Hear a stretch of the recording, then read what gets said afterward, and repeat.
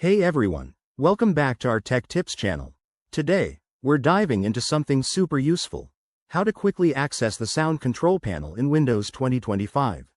Whether you're troubleshooting audio issues, adjusting your microphone, or just tweaking sound settings, knowing how to get here can save you a ton of time. Let's jump right in. First things first, the easiest way to start is by opening your Windows settings. You can do this by clicking on the Start menu.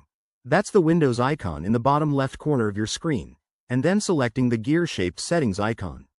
If you're a keyboard shortcut fan, just press Windows key plus I, and boom, you're there. Once you're in settings, look for the System category.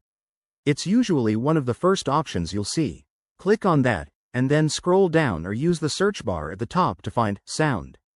Click on Sound, and you'll be taken to a page where you can manage your output and input devices, volume levels, and more. This is essentially your gateway to the sound control panel features. If you're not a fan of digging through menus, try this quicker method. Hit the Windows key and start typing Sound Settings in the search bar that pops up. Windows is smart. It'll show you the exact option you need. Select it, and you're in. Now, for those of you on older Windows versions, or if you prefer the classic control panel, you can search for Control Panel in the Start menu. Open it, and then look under Hardware and Sound. Find the sound option there.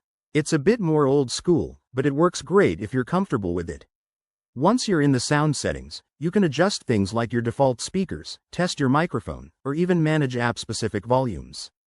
Pro tip: if you're having audio glitches, try updating your drivers from the Device Manager, which you can access from the same system settings. There you have it. That's how you get to the sound control panel in Windows 2025. It's straightforward once you know the steps, and it'll make managing your audio a breeze.